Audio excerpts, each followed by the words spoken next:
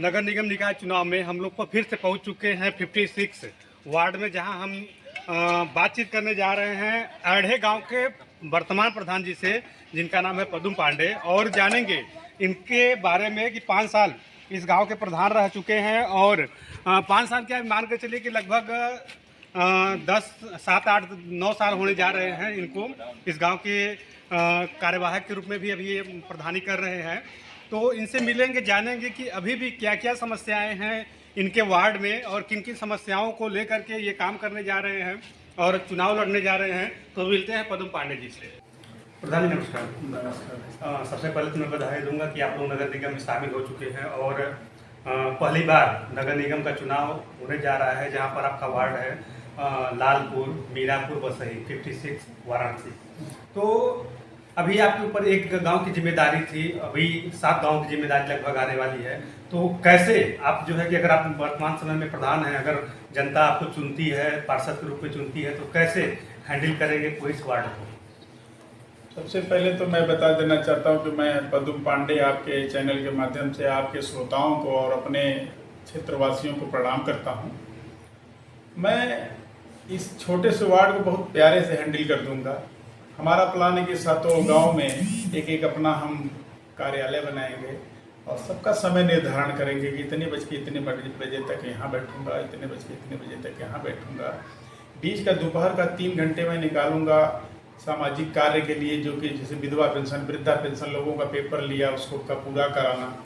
साथ में विकास का भी लक्ष्य रहेगा, तो पूरा कार्यालय में बैठना बेकार होगा। सुबह और शाम कार्यालय का काम किया जाएगा, दिन में विकास का कार्य किया जाएगा, जिससे कि हमारे क्षेत्र का विकास बहुत तेजी से आगे बढ़े। जैसे मेरे गांव में कुछ ऐसे गांव हैं जिसको छल दिया गया है। मेरा ग्राम पंचायत अढ़े था, इसमें मैं आपसे एकदम खुले शब्दों में बोलूँगा कि आप गाँव में पूरे घूम के आप पता कर सकते हैं, आपके पैर में मिट्टी नहीं लगेगी। लेकिन अब बगल के गाँव हम लेते हैं, जैसे मढ़वा, बड़ा लालपुर सबसे बड़ा गांव सभा था, बगल में बनवारीपुर, लमही, इस गांव में कहीं कोई काम ही नहीं हुआ है। जिधर जाइए उधर सीवर, जिधर जाइए उधर कचरा, लोगों की समस्या, वृद्धा पेंशन, विधवा पेंशन, शौचालय क्या बोलते हैं उसको, विधवा पेंशन में किसी का विधवा पेंशन आ रहा है तो किसी का नहीं आ रहा है, किसी का यूनिट कटा है तो किसी का राशन कार्ड कटा है, भूखों परेशान है। तो इस सब पे हम काम कर रहे हैं, ऑलरेडी काम कर रहे हैं। मेरा ये लक्ष्य नहीं है कि मैं वार्ड के लिए चुनाव लड़ने के लिए ही कर रहा हूँ, मेरा ये नेचर है शुरू से, और जीवन भर जब तक सांस रहेगा तब तक करेंगे।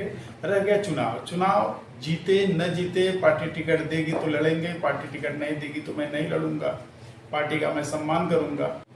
जैसा कि अभी आपने चर्चा किया राशन कार्ड को लेकर के, वृद्धा पेंशन को लेकर के, और तमाम प्रकार की योजनाएं आती हैं लेकिन जनता तक नहीं पहुंच पाती। अभी तो एक गांव को लेकर के आप शायद 7 सालों से जो है कि अभी उस चीज़ को कर रहे हैं। तो 7 गांव को कैसे आप हैंडल करेंगे? 7 गांव को लेकर के जो है कि इतनी बड़ी मेजॉरिटी आपके सामने आएगी, तो इसको कैसे हैंडल करेंगे आप? इसको तो और आसानी से हैंडल करूंगा, इसलिए कि चैलेंज बनेगा मेरे लिए, और चैलेंज में मुझको काम करने की बड़ी शौक है। मैं ऐसे हैंडल करूंगा कि घर घर जाके लोगों से विधवा पेंशन, वृद्धा पेंशन का पेपर लूंगा और करा के उनके घर पेपर पहुंचा दूंगा। इतना मेरे पास हैंड है, स्वयं प्लान मेरा है। अच्छा, एक सवाल इसी बीच में, तो आपके गांव जो अढ़े हैं, यहाँ पर अभी जो भी लोग हैं जिनको विधवा पेंशन या वृद्धा पेंशन आ रहा है या राशन कार्ड वगैरह आ रहा है, तो ये लोग पूरे लोगों को समुचित ढंग से मिल रहा है? एकदम मिल रहा है। आप गाँव में भी पता कर सकते हैं जाके। शायद कोई ऐसा भी 2 साल के अंदर जो विधवा होंगी या बुजुर्ग पात्र हुई होंगी उनको न मिल रहा हो, क्योंकि 2 साल से नगर निगम में जाने के बाद हम लोग काम नहीं कर पाए हैं। लेकिन उससे पहले का मैं खुला चैलेंज करता हूँ, किसी गांव में किसी महिला के पास, किसी घर के बुजुर्ग के पास, किसी कार्ड धारक के पास आप बैठ के बात कर सकते हैं, सुचारू रूप से उनको सारी व्यवस्था दी जाती है। वही नहीं, मैं 5 साल में एक सबसे अद्भुत काम किया, जो कि बनारस के लगभग 750 कुल गाँव सभा थे, उसमें एक अनोखा काम हम किए थे कि जो अनपढ़ महिला मेरे यहाँ थी उनको 86 महिलाओं को मैं अंगूठा टेक से साक्षर बनाया और उनका क्या कहते हैं बैंक में हस्ताक्षर करके वो पैसा निकालना शुरू कर दिए। पहले अंगूठा टेक हुआ करती थी, ऐसी 86 महिला हैं। मैं उनका प्रतियोगिता कराया था अपने ग्राम पंचायत स्तर पे, तो उसमें 3 महिला बहुत अच्छे नंबर पाई, 2 महिला फर्स्ट सेकंड के लिए, थर्ड और फर्स्ट सेकंड के लिए मैं सोचता रह गया किसको दूं। फिर हमको रिपीट करना पड़ेगा जनरल नॉलेज, तब जाके उसमें नंबर आया तो सेकंड और थर्ड का मैं प्राइज़ दे पाया। इतना अच्छा हम लोग मेहनत किए थे और प्लान के तहत किए थे। हमारा लक्ष्य था कि अपने गांव को मैं राष्ट्रपति पुरस्कार दिलाऊं, जो मेरा लक्ष्य था काम करने का। लेकिन दुर्भाग्य था कि तब तक मेरा गांव नगर निगम में चला गया कि हम अगला रिपीट नहीं कर पाए और राष्ट्रपति पुरस्कार से हम लोग वंचित हो गए। लेकिन यही तमन्ना लेके मैं अपने लालपुर मीरापुर बसही वार्ड में उतरूंगा कि अपने गांव को मैं राष्ट्रपति वार्ड, अपने लालपुर मीरापुर बसही वार्ड को राष्ट्रपति पुरस्कार दिला के रहूं इस साल, इसी पंचवर्षीय योजना में।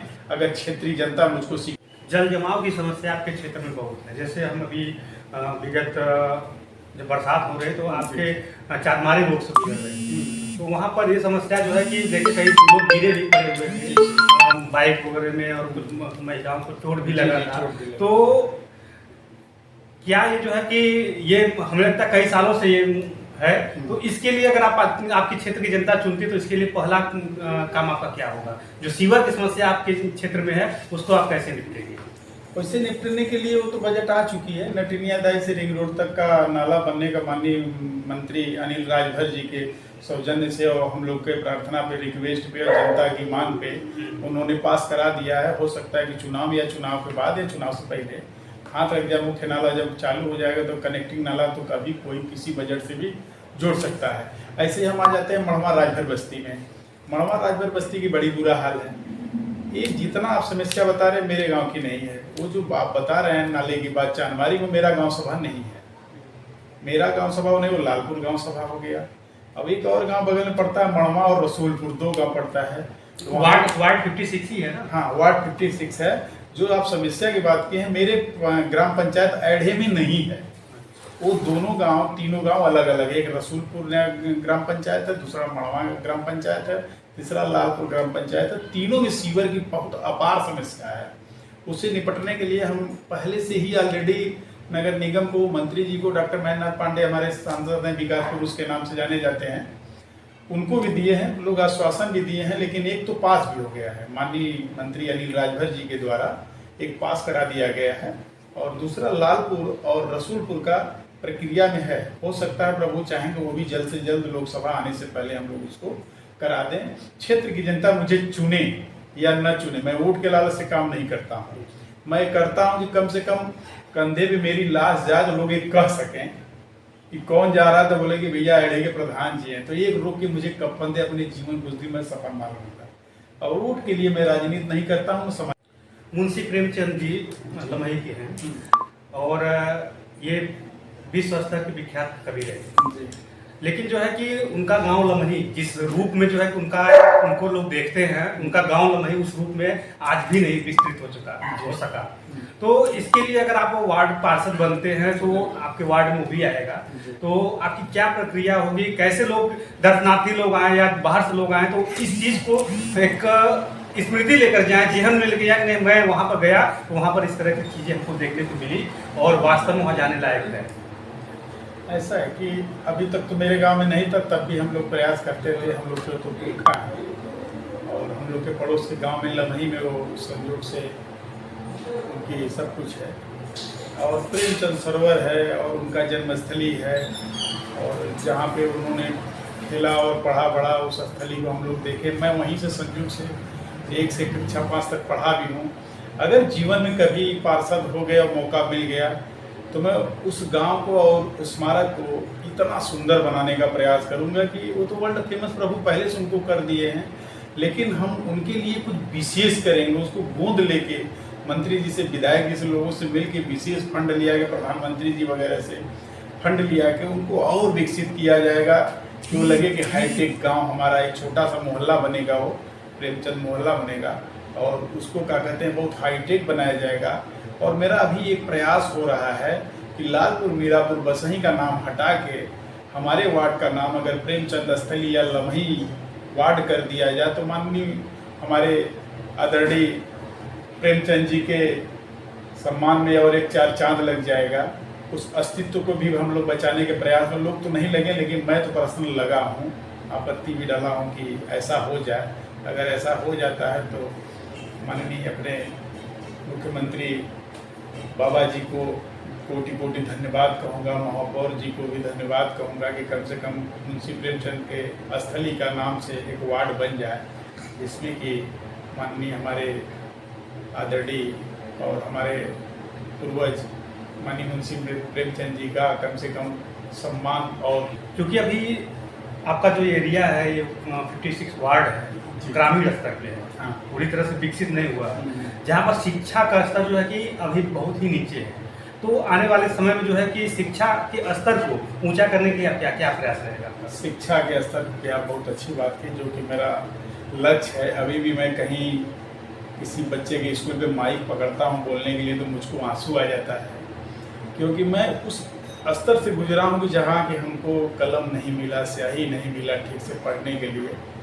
आज तो हम लोग बहुत अब ज़्यादा विकसित कर चुके हैं अपने को, कि अब शिक्षा का लेवल और शिक्षा का मायने सबको समझ में आने लगा है कि शिक्षा नहीं तो धरती पे कुछ नहीं हो जाए। तो ऐसे में हम सभी लोग जागरूक हो चुके हैं। और खास तौर से हमारे जितनी प्राइमरी पाठशाला है, अभी तक तो जो हमारा अपना प्राइमरी पाठशाला है, हम अभी आपको दिखा सकते, संयोग से आज रविवार है, किसी दिन आइए तो हम दिखाएंगे कैसा पहला वाराणसी का विद्यालय जो एकदम क्या बोलते हैं उसको, प्रोजेक्टर, उसमें क्या नहीं है, लाइब्रेरी वगैरह सब कुछ डाले हुए हैं, बहुत सुंदर बनाए हुए हैं। ऐसे ही सारे विद्यालय बनाएंगे और बीच बीच में प्रतियोगिता कराते रहेंगे। और उस प्रतियोगिता से मैं उस गार्जियन को, उस माँ बाप को सम्मानित करूँगा।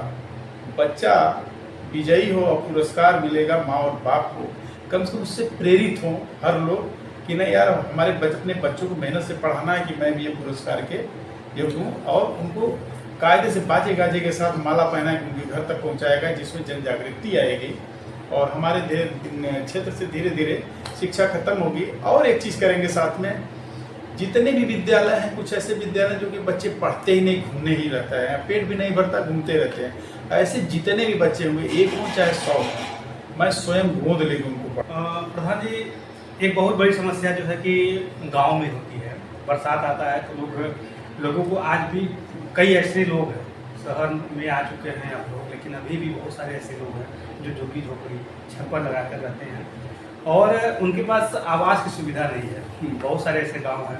अब आपका गांव क्या है क्या नहीं है उसके बारे में हमें जानकारी नहीं, चूँकि ये शहर के नज़दीक है। तो आपके 7 गाँव में जो आपका चुनाव होने जा रहा है, तो क्या स्थिति रहेगी? क्या आपने सर्वे किया है, सभी लोगों के पास व्यवस्थाएं है कि नहीं? हाँ, एक बात भाई साहब आपने बहुत अच्छा किया और इस पर हम बहुत काम किए हैं। अपने गांव में तो लगभग कर चुके हैं, लेकिन तब भी अभी भी 20-22 ऐसे पात्र व्यक्ति हैं जिसको कि नहीं 77 गांव हमारे पास ऐसे परिवार हैं जिनके पास वाकई में आवास की दिक्कत है। कुछ लोग को हो गई है, कुछ लोग को बाकी रह गई है 77 में। फिर भी मान कर चलते हैं 22 से 24 आवास अगर हमको मिल जाएगा तो हमको संतुष्टि होगी कि अब इस हमारे गांव के सभी लोग झुग्गी झोपड़ी से दूर हो गए। लेकिन और जो गाँवें हैं वो अधिक संख्या वाली गाँवें हैं, उसमें समस्या हैं। उसमें हम लोग नगर निगम से मिल करके अब सबका फॉर्म भरवाए हैं और आने वाले हमको लगता है 10 दिन के अंदर फिर से हम लोग फॉर्म डलवाने जा रहे हैं। जो पात्र व्यक्ति रहेगा उसके लिए लड़ के झगड़ के जैसे भी मिलेगा, प्रयास होगा कि 5 साल में मेरा गांव सबको आवास मिल जाए, सबको शौचालय मिल जाए, हमारा गांव एकदम सुंदर बने। अगर सुंदर नहीं बना तो मैं राष्ट्रपति पुरस्कार के करीब नहीं पहुंचूंगा। यही मेरा जो सपना वो अधूरा रह जाएगा। इसलिए हमको जी तोड़ मेहनत करना है, घर छोड़ के मेहनत करना पड़ेगा, हम करेंगे। लेकिन अपने घर को, अपने गांव के लोगों, पूरे क्षेत्र के लोगों का सम्मान बढ़ाऊंगा। लोग कहे कि वार्ड नंबर में 56 से आया हूँ तो लोग सम्मान से देखें। आने वाले समय में दीपावली पर्व आ रहा है जो कि हिंदुओं का बहुत बड़ा त्यौहार है और साथ में छठ का पर्व भी आ रहा है। तो इस पर्व पे आपने जनता से क्या संदेश देना चाहेंगे? इस जनता पे हम सबसे पहले संदेश देना चाहेंगे कि भाई सबसे पहले ये क्षेत्र थोड़ा पिछड़ा है, कुछ लोग कुछ गाँवों के बीच में, जहाँ की महत्व दारू और जुआ को देते हैं। भाई ये 2 चीज़ को छोड़ें और अपने परिवार में लोगों के साथ बैठ के मिल के त्यौहार को अच्छे से मनाएं। और ये जो पटाखा है प्रदूषण के लिए, इसका मैं बहुत बड़ा विरोधी बचपन से रहा हूँ और हाथ जोड़ के मैं प्रार्थना करता रहता हूँ। अपने गांव में दुकानदारों से बोलते हैं भैया पटाखा मत लाया करो, पटाखा नहीं लाओगे तो कभी बच्चे जलेंगे नहीं, प्रदूषण नहीं फैलेगा और सब पैसा लगा के अपना अच्छा से त्यौहार मनाएं। संदेश यही रहेगा कि खुशी खुशी त्यौहार मनाएं, शराब न पिए और गलत काम न करें जिससे कि उनके बच्चों को और उनके परिवार को भी कष्ट हो। अभी अभी हमारी बातचीत हो रही थी अड़े गांव के प्रधान जी से। उन्होंने जो है जनता से निवेदन किया है, रिक्वेस्ट किया है कि आने वाले दीपावली पर्व और छठ पर्व पे न तो शराब पिए और ना पटाखा जलाए। इससे आपके ही परिवार का हानि होता है और आपका ही नुकसान होता है, तो ऐसे नुकसान से बचें। तो मिलते हैं किसी अन्य के पास, जानते हैं उनके वार्ड की समस्याओं के बारे में, उनके बारे में और जनता के बारे में। तब तक के लिए नमस्कार।